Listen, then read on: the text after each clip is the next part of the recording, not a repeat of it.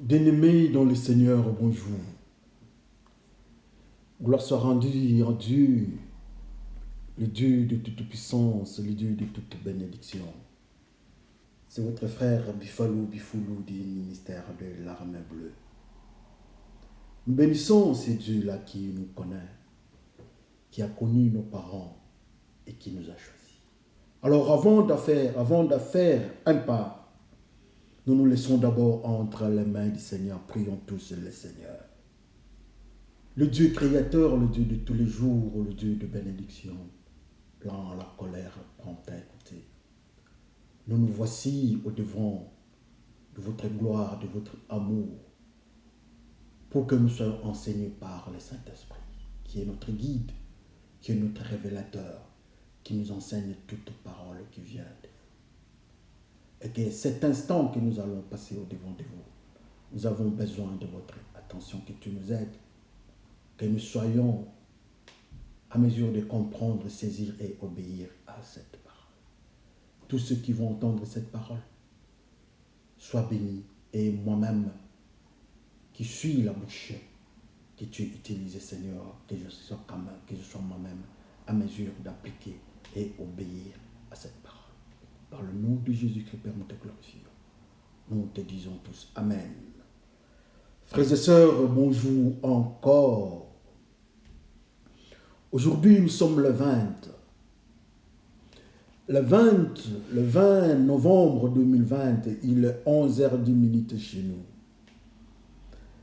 Alors, c'est votre frère Bifoulou du ministère de l'Armée Bleue. Nous avons aujourd'hui une petite exhortation avec quatre textes à lire. Alors, le premier texte, sans avoir d'abord donné le titre de notre exhortation, nous commençons par le texte. Le premier texte, nous sommes dans Esther, dans son premier chapitre, au 10e jusqu'au 11e verset. Pardon, au 10e jusqu'au 12e verset, je m'excuse. Lisons par le nom de notre Seigneur Jésus-Christ. Le 7e jour, comme le cœur du roi était réjoui par le vin, il ordonna à Mehuman, Bista, Arbona, Bicta, Abata, Zétar et Carcasse, les 7 eunuques qui servaient devant le roi Assuérus. D'amener à sa présence la reine Vasti avec la couronne royale pour montrer sa beauté au peuple et aux grands, car elle était belle de figure. Mais la reine Vasti refusa de venir quand elle reçut par les eunuques l'ordre du roi. Et le roi fut très irrité et s'y enflammait de colère. Et nous disons tous Amen. Le deuxième texte, nous sommes dans le 2e chapitre de Esther. Donc, Esther 2, à son 7e verset, lisons par le nom de notre Seigneur Jésus-Christ. Il éleva Hadassa, qui est Esther, fille de son oncle, car elle n'avait ni père ni mère. La fille était belle de taille et belle de figure. À la mort de son père et de sa mère, Mardoché l'avait adoptée pour fille. Et nous disons Amen. Notre troisième texte, nous sommes dans Luc 8, à son 21e verset. Lisons par le nom de notre Seigneur Jésus-Christ. Mais il répondit, ma mère et mes frères, ce sont ceux qui écoutent la parole de Dieu et qui la mettent en pratique. Et nous disons Amen. Notre dernier texte que nous avons, c'est dans Jean 14. Jean 14 à son 18e verset, lisons par le nom de notre Seigneur Jésus-Christ. Je ne vous laisserai pas orphelins, je viendrai à vous. Et nous disons tous Amen. Nous avons 4 petits textes. Les 4 petits textes, avant de faire un pas pour nos 4 petits textes, nous allons d'abord donner l'intitulé de notre exhortation de ce jour. Notre exhortation de ce jour est intitulée les reines jumelles. Comme nous venons de dire, les reines jumelles, nous avons 4 petits textes. Nous avons 2 textes sur Esther. L'histoire nous parle d'Esther qui est adoptée par Mardochée. Mardochée qui est l'oncle d'Esther. Esther est une orpheline de père et de mère. Et Mardochée l'a récupérée dans sa vie. On nous a aussi parlé de la reine Vasti. La Bible nous dit que la reine était belle de figure. Mais le roi l'a appelée, a donné l'ordre, a intimé l'ordre, l'a invité, pas même intimé l'ordre, a invité la reine Vasti de se présenter au devant de lui pour que tout le monde voie sa beauté. Mais la reine a décliné, la reine a refusé les ordres du roi. Et les rois étaient irrités. Ça, ce sont les 2 textes que nous avons dans le livre d'Esther. Nous avons lu aussi dans Luc et nous avons lu dans Jean. Dans Jean, on nous dit, je crois que c'est dans Jean, on nous dit que c'est Jésus qui nous dit, il nous dit qu'il ne nous laissera pas orphelins et il sera avec nous, il viendra auprès de nous. Ça, c'est très intéressant. Et dans Luc, nous sommes avec le Seigneur Jésus-Christ. On lui dit, mais il y a ta famille, il y a ta mère, ils sont dehors, ils veulent te voir.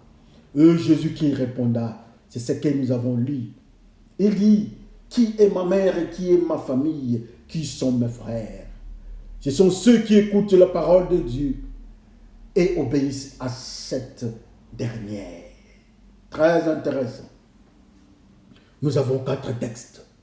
Nous avons 4 petits textes. Dans les 4 petits textes, nous avons 2 qui parlent de Esther. C'est très intéressant quand nous voyons notre environnement. Il y a beaucoup de familles, il y a beaucoup de couples qui ont donné le nom d'Esther à leur fille. Esther telle, Esther telle.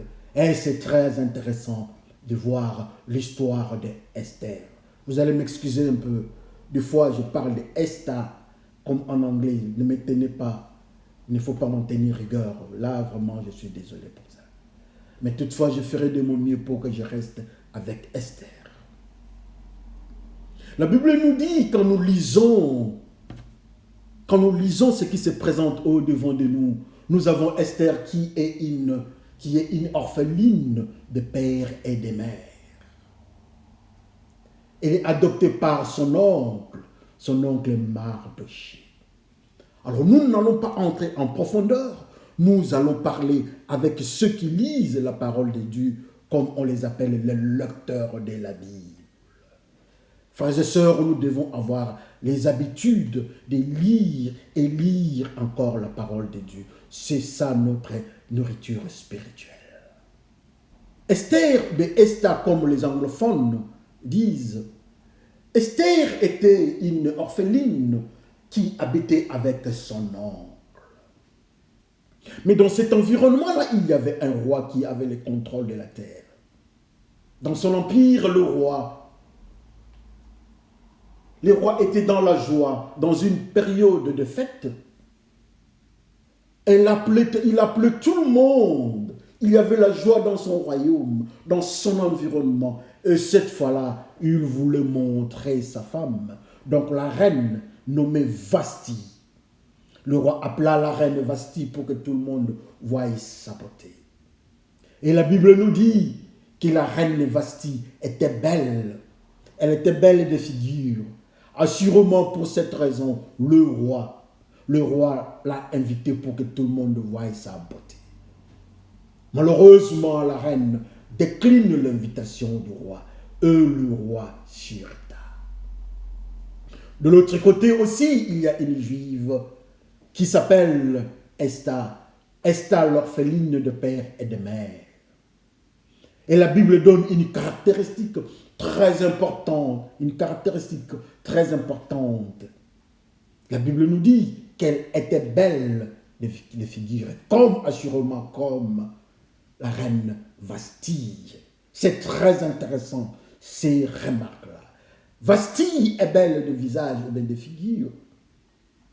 Esther aussi est belle de visage et de figure. Figure au visage. Vous allez m'excuser un peu. Alors, le roi a perdu sa première femme. La reine doit tomber à cause de sa désobéissance. Le roi doit chercher une autre femme. Le roi doit rester avec une autre reine. Et c'est à la population, et c'est dans son environnement qu'on doit trouver une reine. Ils ont checké, ils ont cherché, et ils ont découvert une candidate parmi tant d'autres, nommée Esther. Dans ces investigations, ou bien dans la conquête, ils ont récupéré la sœur, ou bien la reine Esther. Elle est devenue la reine. C'est très intéressant. Une reine avec un soubassement d'orpheline. La première reine avait comme soubassement la désobéissance. Deux dimensions spirituelles que nous allons exploiter. Alors ça, c'était la lecture. C'était la lecture de notre message ou bien de nos textes. Que Dieu nous aide, que nous soyons à mesure de comprendre quand nous allons entrer dans le couloir prophétique. Quand nous regardons, quand on nous parle d'Esther, d'une manière générale, nous avons une très bonne impression, une très bonne image. Mais je ne veux pas que le peuple de Dieu enlève cette image de la reine Esther. Mais ici, nous sommes en train de partir dans une autre dimension d'enseignement. C'est un enseignement prophétique. Qu'est-ce que Dieu nous enseigne dans cela? Qu'est-ce que Dieu veut nous dire quand nous voyons ces deux reines au-devant de nous, toutes deux belles au-devant de nous? Qu'est-ce que Dieu nous enseigne? Dans le monde spirituel, quand on dit que quelqu'un est belle de figure, ce n'est pas la beauté physique, généralement, quand on parle. Quand on parle de la beauté, ce n'est pas physique. Parce que Dieu lui-même dit, la beauté de la femme, ce n'est pas physique, mais c'est dans son comportement. C'est ce comportement-là que nous devons prendre. Nous voulons prendre cette dimension-là spirituelle de la beauté. Le visage spirituel de la femme. Les deux femmes se diffèrent à un certain niveau. L'une est juive, l'autre n'est pas juive. Mais ils ont des caractéristiques, ils ont une caractéristique commune. Elles sont toutes deux belles de figure. Le roi laisse tomber la première. Quand nous regardons la première qui s'appelle Vasti, nous constatons qu'elle était jolie, elle était belle de figure. Le roi du monde tous cherche une femme. Le roi du monde a besoin d'une femme. Le roi du monde a sa femme. Et il reste avec cette femme-là, mais caractérisée par la beauté. La beauté de ce roi qui est le roi du monde, qui n'est pas Jésus-Christ. Cette beauté que le roi du monde est en train d'apprécier, ce n'est pas la même beauté que Jésus-Christ va apprécier. Le roi du monde a ses manières de voir comment gérer la femme, comment considérer la femme et qui doit être la femme du roi du monde. Qui est le roi du monde? Le roi du monde, c'est le diable, l'accusateur. Qui est le roi du monde? Le roi du monde, c'est le diable, les désobéissants, Lucifer, qui est le roi du monde. Le roi du monde, ce sont des principautés de ce monde. Ils ont une femme, ils ont la reine Vasti. La reine Vasti est cette reine qui est désobéissante. La reine Vasti est celle qui est dans son intérieur a une marque de désobéissance. La reine Vasti est celle, quand nous regardons dans son intérieur, elle est caractérisée d'une certaine beauté spirituelle qui s'appelle la désobéissance. Pourquoi j'ai dit que la caractéristique de la beauté de Vasti est la désobéissance? Parce que le roi du monde sont désobéissants eux-mêmes. Parce que le roi du monde sont désobéissants face à la parole de Dieu. Comme conséquence, la femme aussi, la reine aussi de ce roi du monde doit avoir cette caractéristique que le roi du monde doit aimer. Le roi du monde a repoussé cette femme-là. Le roi du monde, quand la femme se comportait comme il voulait, le roi du monde aussi a présenté une autre caractéristique du roi du monde qui s'appelle la colère. La colère n'est pas un fruit qui vient du Saint-Esprit, mais la colère, le fruit qui vient du cœur de l'homme mauvais, ou bien qui vient du monde, ou bien du diable. Alléluia. Le roi du monde est venu au-devant de la reine Vasti. Il a manifesté le comportement du diable qui s'appelle la colère. De l'autre côté, nous voyons Vasti qui présente le comportement du diable qui s'appelle la désobéissance, le roi du monde. Tous sont dans le monde, dans leur empire, qui est dans la désobéissance de la parole de Dieu. Dans leur empire, il y a le rejet de la parole de Dieu. Dans leur empire, il y a la rébellion. Dans leur empire, il y a tout ce qu'on peut voir, sauf la crainte de Dieu. Et voilà, la reine Vasti a présenté son comportement. Et ce comportement-là, ça s'appelle désobéissance. C'est la femme du roi du monde. Mais notre Seigneur dans la Bible, le Seigneur nous dit, Jésus-Christ nous dit que qui est de sa famille quand sa mère est venue avec ses frères pour le voir. Jésus-Christ nous dit que sa famille, ce sont ceux-là qui écoutent la parole de Dieu. Ce sont ceux-là qui lisent la parole de Dieu. Et à la fin, ils obéissent à cette parole. Mais Vasti n'est pas quelqu'un, n'est pas une femme, mais une reine qui obéit à la parole de Dieu. La première des choses, elle est désobéissante. La deuxième des choses, la deuxième dynamique, elle n'est pas juive, elle n'est pas dans le mystère de Dieu. Alors comment elle pouvait obéir à la parole de Dieu? Les enfants de Dieu vivent par la foi. Et la foi vient de ce qu'on entend. Ce qu'on entend vient de la parole de Dieu. Mais Vasti ne pouvait pas avoir la foi parce qu'elle n'entendait pas la parole de Dieu, mais elle entendait la parole du diable ou bien du roi du monde.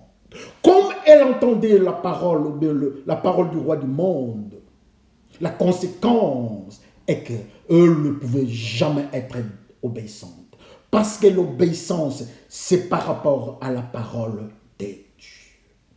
Elle est désobéissante. Et son mari, ou bien le roi, a aussi cette caractéristique qu'on nous appelons la colère. Dans la maison de Dieu aujourd'hui, nous voyons dans la maison de Dieu le même comportement du roi du monde, de la colère, dans la maison de Dieu. Dans la maison de Dieu, nous voyons les mêmes manières de désobéissance de la reine Vasti dans la maison de Dieu. Dans l'environnement des pasteurs, des serviteurs de Dieu, de chrétiens, de communautés chrétiennes, nous voyons les sœurs que nous appelons des sœurs Vasti, caractérisées par la désobéissance, quel malheur. Quand nous entrons dans nos communautés, nous trouvons, au lieu de voir la parole de Dieu, au lieu de voir que nous avons pour référence la parole de Dieu, nous sommes sous le contrôle du roi du monde. Comme conséquence, nous sommes toujours conduits par la colère et il y a éclatement de nos communautés en petites communautés. Quand on nous voit dans nos cultes, nous avons une apparence de la sanctification. Mais en fait, quand on nous approche, on se rend compte que nous sommes des frères ou bien des sœurs vastis dans la désobéissance. Quand on nous approche, on se rend compte que nous avons le comportement du roi du monde qui s'appelle la colère. Quel malheur dans la maison de Dieu. Au lieu d'être dans la sanctification, mais on nous voit avec le fruit qui ne sont pas du Saint-Esprit. L'ivresse, l'adultère, la fornication, la colère, de tuerie, bref, les péchés qui nous caractérisent. Comme ces éléments, le même élément caractérise le roi du monde, l'accusateur. Ce sont les mêmes éléments qui caractérisent Vasti, qui n'est pas une juive au devant de Dieu. Quand on n'est pas juif, spirituellement, nous sommes rejetés. Et Vasti n'était pas juive. Comme conséquence, elle ne pouvait pas être obéissante. Mais la beauté, quand on la regardait physiquement, on trouvait qu'elle était passable. Mais spirituellement, elle avait une caractéristique d'une beauté qui ne pouvait attirer que le roi du monde. Et elle était la reine du roi du monde. Alors nous autres, quand on nous regarde nous autres, avec une apparence de sanctification, avec une apparence de sainteté, nous sommes comme Vasti extérieurement. Quand on nous regarde avec la Bible, on trouve que nous sommes Vasti. Mais quand nous entrons dans la beauté intérieure, on se rend compte que nous sommes dans la désobéissance. Nous avons le fruit qui ne sont pas le fruit du Saint-Esprit, comme le roi du monde. C'est la reine Vasti. Avec tout le respect que nous pouvons donner à la reine Vasti. C'est la reine, c'est le pasteur, c'est le berger, c'est le choriste, c'est l'ancien, c'est les diacres, c'est l'évêque, c'est les papes, c'est tout ce que nous pouvons donner dans la maison de Dieu comme titre. Nous avons aussi Vasti qui a aussi son titre de reine. Mais la différence, ou bien la ressemblance avec Vasti, c'est la désobéissance que nous constatons dans la maison de Dieu. Quel malheur! Oh! La reine jumelle. Esther est à la maison de son oncle. La sœur Esther est à la maison de son oncle. Il faut trouver une femme pour le roi du monde. Le roi qui est caractérisé par la colère. Le roi du monde qui n'a pas peur de tuer. Avec la complicité de Mardochée. Avec la complicité, je m'excuse, de Haman. Les Juifs doivent tomber. On doit massacrer les Juifs. Et celui qui signe le document pour massacrer les Juifs, son nom, c'est le roi. Ce roi-là, son titre, c'est le roi. Et le roi-là, la reine ou bien sa femme, elle s'appelle Esther. Que Dieu nous enseigne le mystère de Esther la Belle. Esther la Belle est une juive. Esther est caractérisée par une dimension spirituelle. Quand vous regardez ça, ça fait peur. La Bible nous dit, que Jésus-Christ nous dit, la Bible nous dit, je m'excuse, c'est notre Seigneur Jésus-Christ qui déclare, il ne nous laissera pas orphelins. Dans la dimension de l'orphelin, un orphelin, c'est celui qui a perdu les deux parents ou bien qui a perdu un de deux. Pour dire encore qu'un orphelin, c'est celui dont les parents sont morts. Pour aller très loin, l'orphelin a pour papa un mort, ou bien a pour maman un mort. Je ne sais pas s'il faut dire les deux parents sont morts, ou bien je ne sais comment, mais la mort est là. Il est caractérisé. Quand on parle de l'orphelin, c'est quelqu'un qui est caractérisé par un parent qui s'appelle la mort. La mort, je m'excuse. Et c'est cette caractéristique-là que Jésus-Christ rejette. Jésus-Christ ne veut pas que nous soyons morts des orphelins. Jésus-Christ est la vie. Jésus-Christ est le mystère de la vie éternellement. M'excuse. Donc pour dire que jamais nous qui sommes les enfants de Jésus-Christ, nous resterons orphelins. Mais ce qui est très intéressant, notre sœur, qui a la beauté et la physique que nous voyons, dans son intérieur, dans son mystère, on nous dit qu'elle est orpheline. Pour dire encore que son père, c'est la mort. Pour aller très loin, nous pouvons aussi dire qu'elle n'est pas l'enfant de Jésus-Christ. Que ça ne fasse pas de mal dans nos cœurs.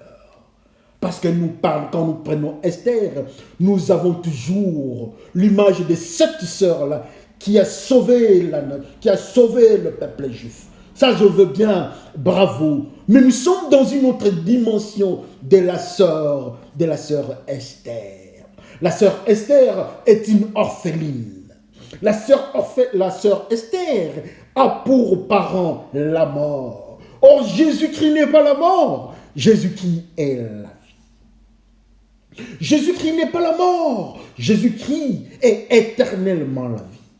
Pouvons-nous dire que dans le mystère spirituel, que Esther n'était pas la fille de Jésus-Christ? Ça nous fait peur de dire oui. Et ça a toujours tendance, ça nous pousse toujours à dire que non, elle était fille de Jésus-Christ. Oui, je veux comprendre votre difficulté. Acceptons cette dimension, que Esther était une fille dont le parent s'appelle la mort. Donc, elle n'était pas la fille des parents qui s'appellent la vie. Or, Jésus-Christ est la vie. Donc, d'une manière ou d'une autre, Esther n'était pas la fille de Jésus-Christ. Mais quand on la regarde extérieurement, elle a une marque. Elle a une caractéristique, elle est juive, on l'appelle juive, elle est du côté, elle est avec Mardochée, elle est là-bas. Mais quand on vient très loin, on constate qu'elle a une marque de beauté. Quand on avance cette beauté-là, nous trouvons la mort. Nous trouvons ses parents qui s'appellent la mort. Nous ne voyons pas Jésus. Comme conséquence, c'est le roi du monde. Le roi du monde vient. Le roi du monde est choisi. Le roi du monde, après avoir fait son enquête, il trouve que sa femme devait être Esther. Après avoir regardé, cherché partout, le roi du monde trouve que celle qui devait remplacer Vasti, la désobéissante, devait être Esther. Esther, la fille orpheline. Esther, la fille dont les parents s'appellent la mort. Esther, la fille dont les parents ne sont pas Jésus-Christ. Esther, la fille orpheline, et le roi l'a pointé. Le roi du monde. Le roi du monde cherche une juive par apparence, par appartenance, une juive. Le roi du monde vient pour nous faire du bien. Il prend une juive, il prend une chrétienne. Mais quand nous entrons dans la profondeur, nous ne trouvons pas la vie dans la femme du roi, dans la reine. Nous ne trouvons pas la vie qui est Jésus-Christ. Nous trouvons la mort. Et le roi du monde a bien frappé. Il est parti. Là, il y avait la mort. Parce que lui-même, le roi du monde, ne donne que la mort. Et voilà, la reine Vasti, qui est une désobéissante.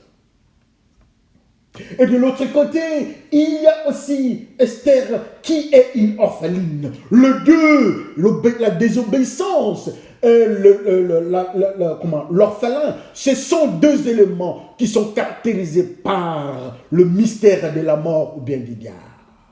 C'est pour cela que nous avons dit, le reine jumelle. Ils ont le même père qui s'appelle la mort. Ils ont le même père qui s'appelle les diables. Mais quand nous regardons l'apparence, il y a une apparence des Juifs. Elle est juive. De l'autre côté, elle n'est pas juive. Mais le roi du monde ne regarde pas cela. Le roi du monde ne regarde pas la tribu. Le roi du monde ne regarde pas la race. Le roi du monde ne regarde pas notre statut social. Le roi du monde ne regarde pas qui est juif, qui ne l'est pas. Le roi du monde regarde ses caractéristiques ou bien ses éléments à lui. La désobéissance de Vasti est caractéristique de ceux qui ne craignent pas Dieu. Jésus-Christ dit, sa famille, ce sont ceux-là qui craignent Dieu, qui obéissent à Dieu. Mais de l'autre côté, Vasti n'obéit pas à Dieu. Elle a la désobéissance comme caractéristique. Nous voyons aussi la femme, ou bien notre sœur Esther, qui est caractérisée par une dimension spirituelle qui s'appelle, elle est orphelin. Et le roi en prend plaisir. Elle quitte celle qui est désobéissante. Elle vient de l'autre côté chez l'orpheline. Elle trouve son compte. Elle quitte là où il n'y a pas Dieu, la désobéissance, il n'y a pas Dieu. Et il vient aussi de l'autre côté, là où il y a les orphelins, là où il n'y a pas la vie, il y a la mort. Il trouve son camp. Le roi du monde, pour nous dire que le roi du monde a toujours sa place. L'église, ou bien la reine, ou bien la femme du roi du monde, présente toujours les caractéristiques que le roi lui-même du monde aime. Ce sont ces caractéristiques-là des enfants du diable que nous appelons péché. La désobéissance. Je m'excuse. Tous ceux qui désobéissent à la parole de Dieu, ils sont appelés Vasti. Ils sont appelés la reine Vasti, la femme du roi du monde. Nous pouvons nous appeler aujourd'hui juifs comme Esther. Nous pouvons avoir une apparence digne d'un visage, d'une figure belle. Bravo, ça c'est une apparence. Mais dans notre intérieur, on se rend compte que nous sommes orphelins. Et le roi du monde trouve son compte à nous. Le roi du monde est content de notre comportement. Le roi du monde est content. Le roi du monde est content de nos manières de vivre, de l'environnement dans lequel nous vivons. Le roi du monde est content. Le roi du monde est content. La manière dont nous désobéissons à la parole, le roi du monde est content. Les uns désobéissent à la parole de Dieu par le racisme, par de tueries, par avortement, par de fétiches, par la magie, par le tribalisme, par le détournement des deniers publics, par des viols comme en République démocratique au Congo. Les autres encore, on les appelle orphelins parce qu'ils ont le principe de la mort en eux. Ils n'ont pas Jésus-Christ, ils n'ont pas la vie en eux. Il n'y a que les ténèbres en eux. La fornication, ça, c'est la mort. Le fornicateur ne verront pas le royaume de la vie. Les fornicateurs seront dans le royaume de la mort. Les adultères seront dans le royaume de la mort. Les haineux seront dans le royaume de la mort. Les racistes seront dans le royaume de la mort. Les sorciers seront dans le royaume de la mort. Les masturbateurs seront dans le royaume de la mort. Les avorteurs seront dans le royaume de la mort. Bref, les pécheurs seront dans le royaume de la mort. Bref, les orphelins spirituels seront dans le royaume de la mort. Mais laissez-moi vous dire une chose. Que les deux jumelles, les reines jumelles, avaient pour mari le roi du monde. Le roi du monde les a aimés parce qu'il a trouvé son compte. La désobéissance est l'orphelin. Il a trouvé son compte. Mais laissez-moi vous dire aujourd'hui, la bonne nouvelle est qu'il y a un autre roi qui n'est pas de ce monde. Le roi du salut qui nous amène dans le chemin de Dieu, dans le chemin de la désobéissance, qui n'autorise pas que nous soyons orphelins. Il est le roi qui est éternellement en vie. Il est en train de nous chercher. Il veut nous récupérer. Il veut qu'on casse le mariage avec le roi du monde. Même si on était fastidieux, même si on était désobéissant face à la parole de Dieu, le roi dont je vous parle est amour. Il va nous approcher. Le roi dont je vous parle, il est miséricordieux. Il fait le pont entre nous et le Dieu et Dieu le Père. Ce roi-là, c'est Jésus-Christ de Nazareth, le lion de la tribu de Juda, l'étoile brillante du matin. Aujourd'hui, nous sommes avorteurs. Ça, c'est la désobéissance, nous sommes fastidieux. Aujourd'hui, nous sommes dans les avortements, dans des tueries, bref, dans le péché. Ça, c'est vastille. Mais Jésus-Christ, qui est le mari de l'Église, il veut aussi que nous cassons ces mariages-là pour que nous soyons sa femme. Et sa femme s'appelle l'Église, sa femme s'appelle le monde, ou bien la vie chrétienne, la vie de la sanctification. Est-ce que sommes-nous prêts? Nous sommes prêts pour rencontrer Jésus-Christ, le mari de l'Église. Ou bien nous sommes toujours à côté du roi du monde. Est-ce que nous tenons toujours à garder notre mariage avec le roi du monde? Ou bien nous voulons bien trouver Jésus-Christ qui est en train de frapper dans nos cœurs? Jésus-Christ a frappé à la porte de la veuve. La veuve a accepté Jésus-Christ. Elle a eu l'huile. Et sa famille ne pouvait plus être détruite. C'est dans la même formule. Il veut nous récupérer demain du roi du monde. Le roi de la colère, le roi de la méchanceté. Mais Jésus-Christ n'a pas la colère en lui. Quand nous venons en Jésus-Christ, le paramètre de notre vie vont changer. Quand nous venons en Jésus-Christ en tant que femme et épouse de Jésus-Christ, nous aurons l'obéissance qui est l'inverse de la désobéissance de la reine Vastille. Quand nous venons en Jésus-Christ, nous ne serons plus orphelines de père et de mère, mais nous serons enfants de Jésus-Christ. Nous ne serons plus ni orphelins spirituels, ni orphelines spirituelles, mais nous serons les enfants de Jésus-Christ. Et nous aurons comme mari, pas celui qui est dans la colère, mais nous aurons un roi, un mari qui est dans la tempérance, qui est dans la maîtrise des soi, qui est dans la patience, qui est dans la douceur, qui est dans l'amour, qui est dans la bonté. Bref, le mari que nous allons accepter, Jésus-Christ, il a le fruit du Saint-Esprit.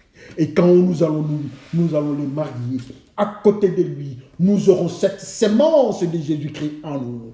Comme la femme a toujours eu la sémence de son mari. Et nous aussi, nous aurons des enfants. Nous allons présenter des fruits dignes des fruits du Saint-Esprit.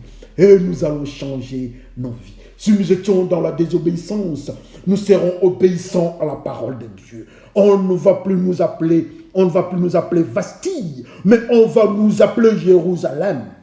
Quand nous allons changer de comportement, nous ne serons plus dans la colère, mais on va nous appeler que nous sommes tempérants. On va nous dire que nous sommes patients, parce que nous allons présenter le fruit digne de la repentance. Nous allons présenter le fruit de ceux qui ont pour mari, pas le roi de ce monde, mais celui qui vient du ciel, l'agneau immolé, le lion de la tribu de Juda. C'est à nous de choisir. Est-ce que nous sommes prêts pour rencontrer Jésus-Christ, le roi des rois? Est-ce que nous sommes prêts de laisser cette étiquette d'Esther, l'orpheline? Jésus-Christ frappe. Il ne va pas nous laisser orphelins. Il vient. Quand nous allons l'accepter, il est le père des orphelins. Nous ne serons plus orphelins, car nous serons avec lui éternellement. Est-ce que nous qui sommes orphelins spirituels, est-ce que nous pouvons accepter Jésus-Christ pour père? Est-ce que nous pouvons accepter Jésus-Christ pour mari? On ne va plus nous appeler la juive orpheline, mais on va nous appeler la juive de Jérusalem. On va nous appeler les enfants de Dieu. On va nous appeler l'épouse Sommes-nous prêts pour cela? Que chacun regarde sa vie. Si nous avons déjà accepté Jésus-Christ, si nous avons laissé le roi du monde, si nous ne sommes plus orphelins, si nous ne sommes plus désobéissants comme Vasti, que chacun regarde sa vie. Que chacun regarde la manière dont il se comporte, l'environnement dans lequel il est, là où il dort, avec quel ami, de quelle manière vous utilisez votre téléphone ou bien vos communications. Ce n'est pas comme Vasti, ce n'est pas comme l'orphelin, mais Jésus-Christ est là. Le jour que nous allons accepter Jésus-Christ, dans nos téléphones, les photos vont changer, la musique va changer, dans notre cœur, la pierre va tomber, nous aurons un cœur de repentance, nous aurons un cœur de chair, nous aurons un cœur de la crainte de Dieu, et la crainte de Dieu, c'est le commencement de la sagesse. Que le Seigneur bénisse son peuple. Souvenez-vous, les reines jumelles peuvent être libérées. Elles ne seront plus désobéissantes. Elles ne seront plus orphelines. Elles seront obéissantes à la parole de Dieu. Et à cet instant-là, on va dire qu'elles sont de la famille de Jésus-Christ. Elles ne seront plus orphelines parce que Jésus-Christ ne nous laissera jamais orphelins. Mettons-nous tous en prière. Merci Dieu de gloire, Dieu de bonheur, Dieu d'autorité. Orphelins nous sommes parce que notre père, notre papa s'appelle le diable. Et nous avons le comportement du diable. Malgré le nom du chrétien que nous avons comme Esther a le nom des Juifs. Nous venons au-devant de toi, car tu dis que tu ne vas pas nous laisser orphelins. Aide-nous à quitter cet environnement des orphelins. Nous venons au-devant de toi parce que nous sommes désobéissants. Nous ne voulons plus être désobéissantes comme Vasti, mais nous voulons être obéissants. Nous voulons obéir à ta parole et nous serons de la famille de Jésus-Christ. Nous voulons avoir Jésus-Christ pour mari, pas celui qui est dans la colère. Et la colère ne vient pas de Jésus-Christ, c'est le fruit du diable. Merci Seigneur pour cette exhortation. Par le nom de Jésus-Christ, Père, nous te glorifions. Et nous disons tous Amen. Que le Seigneur vous bénisse. C'est votre frère Bifalo Bifoulou du ministère de l'armée. À la prochaine et soyez bénis. Merci.